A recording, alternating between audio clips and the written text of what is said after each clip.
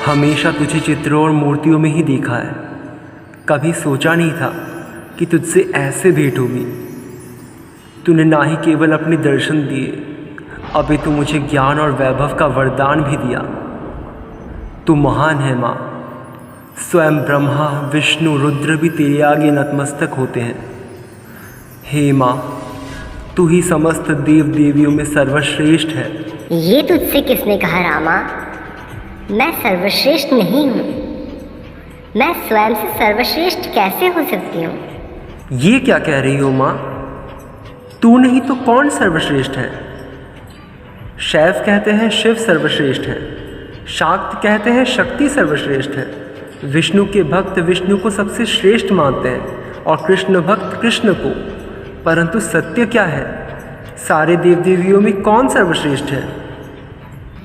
ये जानने के लिए तुझे मेरे परम स्वरूप के दर्शन करने होंगे, परंतु तू इन नेत्रों से उस स्वरूप के दर्शन नहीं कर पाएगा। उसके लिए तुझे उस दृष्टि की आवश्यकता होगी जो दिव्य दृष्टि से भी परे देख सकती है। ऐसी कौन सी दृष्टि है माँ जो दिव्य दृष्टि से भी परे है? वो दृष्टि है भक्ति की।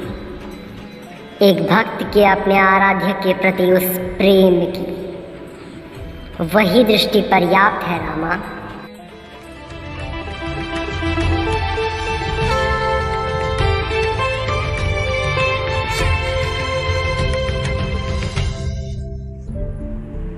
ये क्या अकस्मात चारों ओर इतना अंधेरा क्यों छा गया?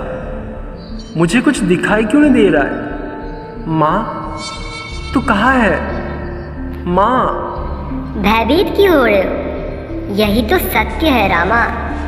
यही तो मेरा परम स्वरूप है, निराकार, निर्गुण, ना ही कोई मुख और ना ही देह, ना ही कोई नाम है और ना ही कोई रूप, ना ही मैं पुरुष हूँ और ना ही नारी।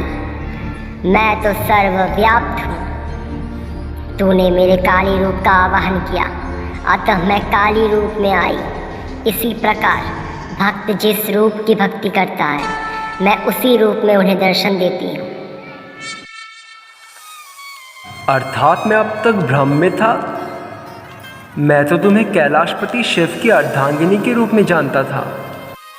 मेरे पुत्र, पति पत्नी ये सारे संबंध तो भौतिक जगत की माया है।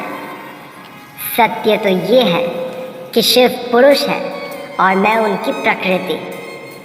जैसे अग्नि की प्रकृति उष्णता है और जल की प्रकृति शीतलता, ठीक वैसे ही मैं शिव की प्रकृति हूँ।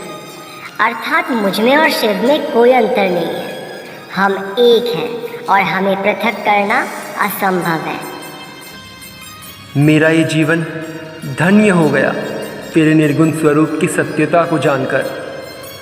लोग समस्त जीवन तेरे दर्शन के लिए तरसते हैं, परंतु जिसे ज्ञात हो जाए कि तेरा वास्तविक स्वरूप तो निराकार है, उसे तो हर समय हर स्थान पर तेरे ही दर्शन होंगे। उसके लिए तो हर स्थान मंदिर समान होगा। रामा, मेरे इस निराकार स्वरूप का ज्ञान सबको नहीं होता, परंतु यदि किसी की भक्ति सच्ची और शुद्ध है तो उसे हर देव हर देवी में अपने आराध्य के दर्शन हो जाएंगे। देख रामा, कैलाश, वैकुंठ, गोलोक, अलग अलग लोकों में देख, तुझे क्या दिख रहा है? ये क्या? मैं कैलाश के भीतर देख सकता हूँ। मुझे शिव और पार्वती में तू दिख रही है माँ। वैकुंठ में विष्णु और लक्ष्मी भी तू है। सत्यलोक, जहाँ ब्रह्मदेव का वास है, वहाँ तू ही ब्रह्मा है और तू ही सरस्वती है। प्रेम से परिपूर्ण गोलोक के राधा कृष्ण में भी मुझे तू दिख रही है माँ। यही तो है भक्ति की दृष्टि। तूने अपना सर्वस्व मुझे समर्पित कर दिया है।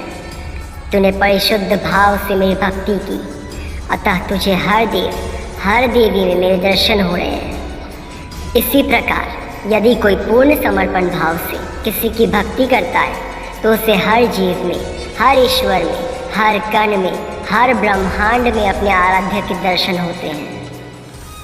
इसका तात्पर्य ये है कि तुझमें और बाकी देव देवियों में कोई अंतर नहीं है।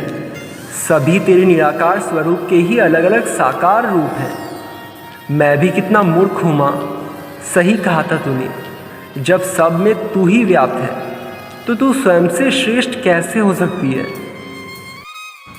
कैसे तुझे धन्यवाद करूँ माँ, मुझे मेरे सारे प्रश्नों के उत्तर मिल गए। तूने सत्य में मेरी सारी चिंताएं हर ली। जीवन को लेकर न जाने कितना चिंतित था मैं। अरे सहस्र वर्षों पश्चात जिसके दर्शन का सौभाग्य प्राप्त होता है, उसी के दर्शन मिल जाए तो जीवन में और क्या चाहिए। मैं तुझे वचन देता हूँ माँ, मैं सदा तेरे वरदानों का सदुपयोग करूँगा। भूल से भी अपने स्वार्थ हेतु इसका दुरुपयोग नहीं करूँगा। रामा, यही तेरे जीवन का लक्ष्य है। तुझे अपनी क्षमता से लोगों की सहायता करनी है। तेरी बुद्धि ही तेरा शस्त्र बनेगी। तू अपनी योग्यता से स्नेह और सम्मान का पात्र बनेगा। आने वाले समय में ये तेनाली गांव तुझसे प्रसिद्धि पाएगा। ये संसार तुझे विजयनगर के अमूल्य रत्न के रूप में पहचानेगा। जा रामा, मैं तुझे एक नया नाम देती हूँ। आज से तू विकट कवि नाम से प्रसिद्ध होगा।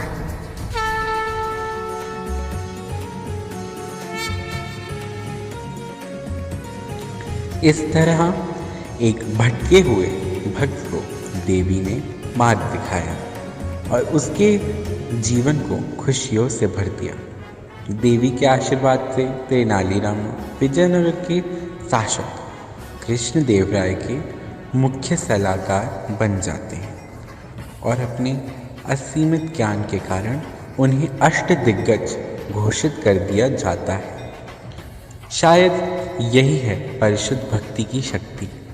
भक्ति केवल समर्पण मांगता है।